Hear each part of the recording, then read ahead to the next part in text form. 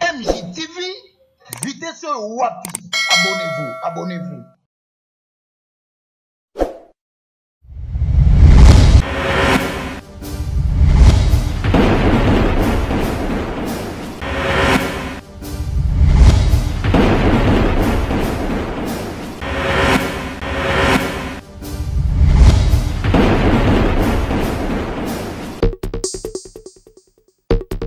Voilà, merci. Nabino sur Bandeko, on a biso, na kati ya chaîne Nabino, MJ Télévision, donc votre chaîne Balobi, na cadre toujours il y a analyse. Beaucoup de gens beaucoup de monde qui sont na kati ya stade de Martyr. Ici Koyo, Balobi le 24 juin, où il est à la Linda, Balobi Daniti Manga avec Sylvie Bati, donc bio de l'année, Balobi tout ça, Awana Bango pour la paiement. Si on a une base, la grande H, maman Hortense, n'a pas si on beauté. Parce que, au bandai kolobo, maman Hortense, bambote no yango ana donc maman nyonso to ngabino donc maman Margaret na Sandra Lebré, tout le monde maman Yvette donc Balobi Ye Azali, maman vice-président dans la association le femme du cœur, maman Valérie, maman Monique, maman Solange, bino sur ton PC bino parce que émission oh ils allaient vraiment en show parce que nazanga moroté na plateau. Nous en a passion les padres. Bango bako mo zola bango ka kombo faire rigola. To yeba te bango me biso wapi. Na cadre kaka ya contrôler stade lelo bien pour te confirmer bino est-ce que faire rigola vraiment stade akobeta yango puis to solula moi mon pied likambo lisusu wana olinga Sylvie nde muta kosolola ngo moi pembe Olivier Fongola moi muke po Sylvie pesa moi muke po moto pesa patient moi maloba to bandeli to kenango.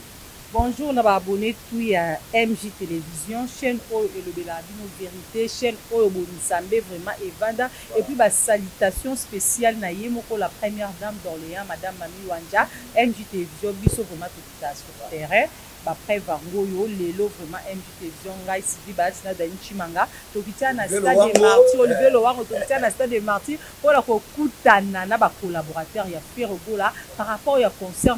il y a les 24 juin, tous a déjà na plateau, na moko, il y a Ferrogola, Passion les padres, na vraiment des tobés dans la stade, Patient, bonjour. Bonjour, mère, bonne nuit. Ah, madame, patient. Patient, ça déjà na hello, on est premier, donc continue. Ah oui, patient, tu es surprendre Bino à la stade des Martyrs, tu es Bino à ça la plan craqué, tout le monde presque complet. Ah, tout le monde Bino, boza déjà que ça là-bas annonce pour un concert il y a le 24 juin. Mais quand on a eu ça biso, hein, nini évolution ya concert on est qui des conseils que ça là tu es cause parce que moi ba dit tes amis. Merci beaucoup, mais la personne mbo qui n'a fait les pas parmi ta bourreau donc ça dit que non. Pas au moins il faut dans la salle de marché on va comprendre ça. Voilà. Dani si maman tu va que non, est-ce que ça pesate. Donc comment on a mis ce boto sur la salle de marché. Voilà. Très bas petit yango. Là si nous on a caméra on va balancer l'image au moment de la salle de marché. Ça confirmer le 24 juin. Donc on a le 23 on va dire oh, les 23 bino déjà bon ça la paye awa na kati stade. Parce que moi zindi façon me la biso. Obi? Moi zindi façon me la biso. Obi nini? Moi zindi façon me la biso. Ah non bien.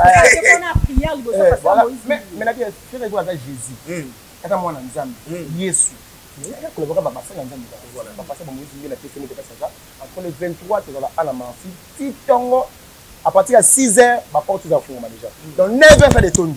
9 h, tout est à plat. Donc, ça les a confirmé les 24. Les 24, mais ça, c'est non, c'est ça déjà payé. Parce que non, on va arriver. Tu vas bien juste là, faire une nécessité. Après, c'est un bon bonheur. Maman, faire un peu la combattre depuis Kala. Depuis où il y a 4 fois, comment te faire rigoler. À une maison, on va combattre faire rigoler. À quel temps,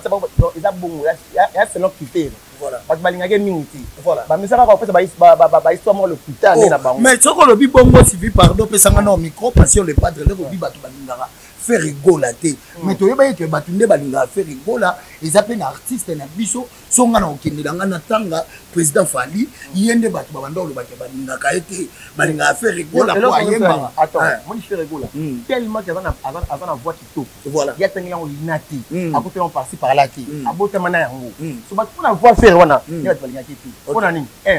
et que faire finalement combien de fois na ba vient sur sous au oui voilà vous comprenez mais ça c'est des matériaux exacté ba futa yimbo côté ça quand ba linga keka te combien ko déstabiliser makama le puta siko ba campagne ngo est-ce que ezana batu mo bazana si wana ba otinda batu ko ba déstabiliser concert na bino basa la gauche basa la droite moi nza makama nzambe concert a confirmé Jésus comme on dit Jésus papa abotement le 3 mars. Le 3 mars, c'est beaucoup de beaucoup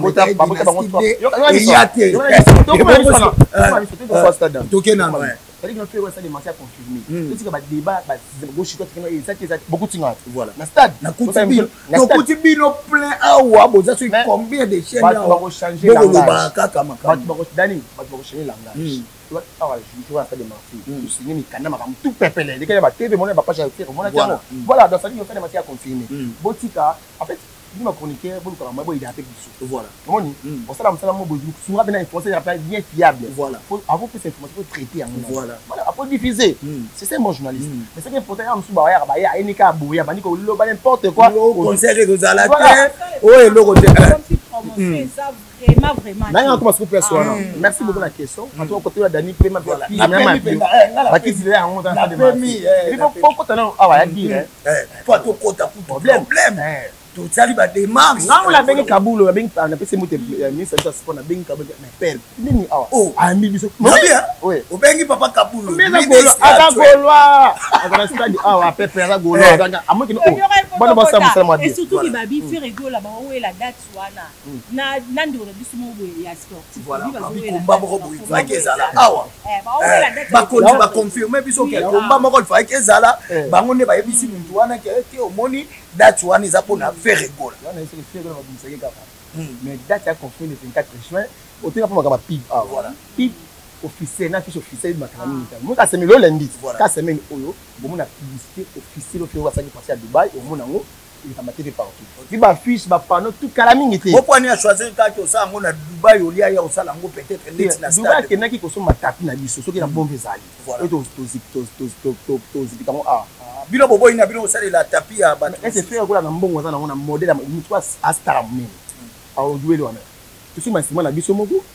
to simi tapis na biso moko wana peneza comparable na tapis au pe on a bino asalela ah na stade biso il y a point de la tapis na au mais faut se mettre ça de martyr aucun nous faut de ta conseil il faut tapis et protéger ni c'est pelouse il va se taper bien il y a bien coup de matas il y a pembe sous il y a pembe si on peut nini seulement passion Sylvie pardon pesanga au micro pour nini seulement tout le monde qui est pas il y a Ndeko Fally Ipupa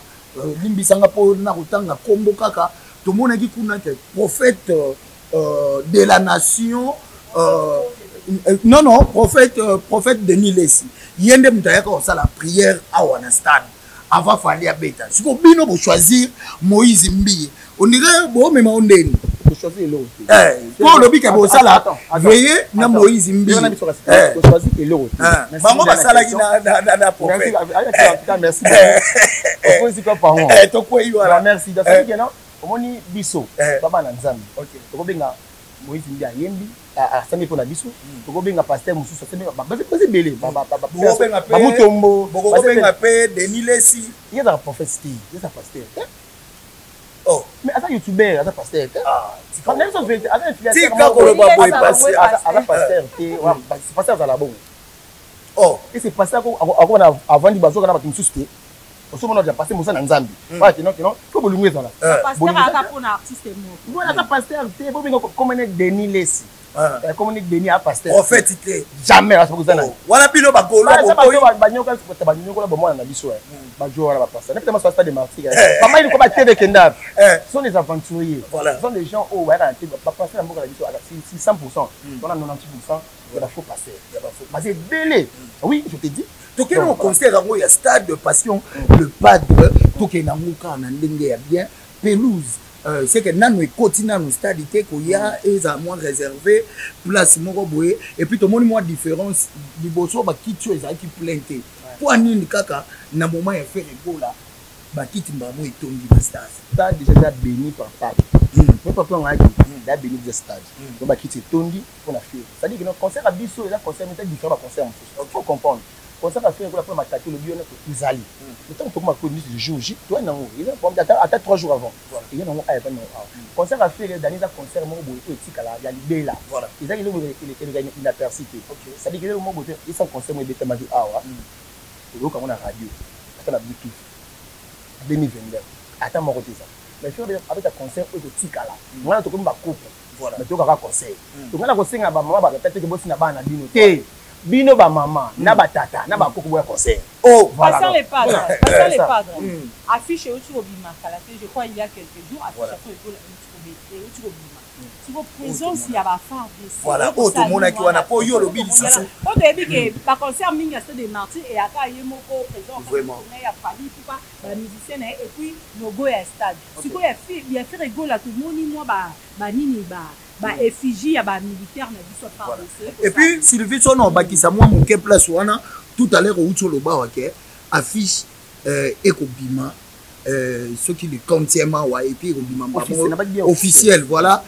officiellement affiche ekobima parce que auto mona ki wana na ba réseaux sociaux fait rigolo kangi munoko ateba biloko boy wana za affiche yango to yango te na compagnie yango ka ya Sylvie merci beaucoup affiche officielle de Marnon il m'a rappelé affiche ba prier je pense que mon affiche wana mais na prêté na prêté mon il y a billet ne ça normal les affiches kaka ils soutien il y a FRDC la biso mon il fait rigolo en tout cas affiche bon na bon tout une santé mon quand même FRDC c'est beaucoup voilà donc sacrifice dès mon na yende mon ferry ana mawa bato bakufa na est ana pasi a mon mboka vrai congolais ça il faut bato bakufa na est vous ça bien pasi ba bande bakufa ka ba mama ba violer bango tu penses so pasi wana no na bité nous avons fait bimi et puis ça l'inzembo wana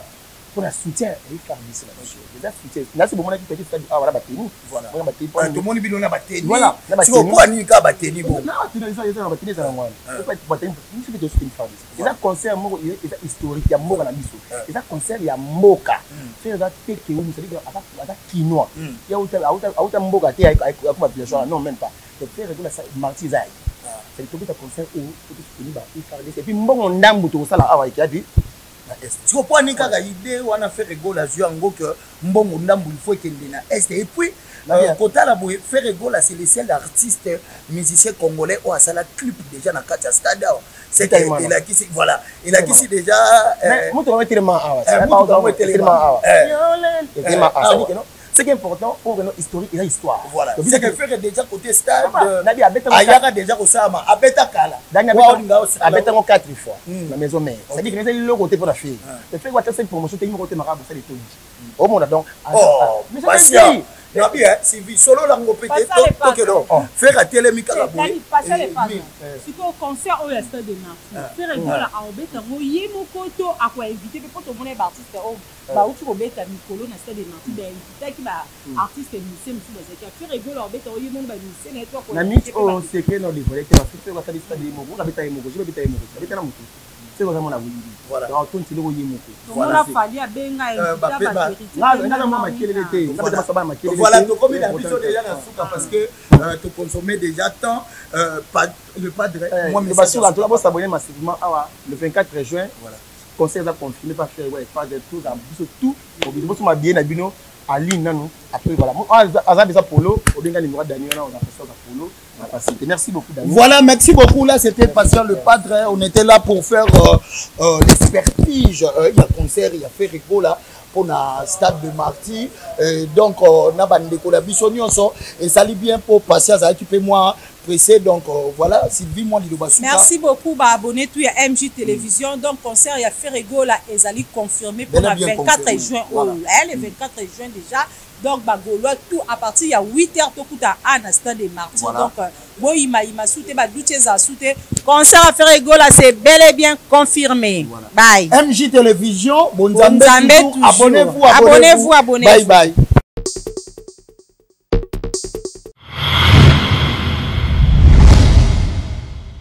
MJ TV vitesse wapi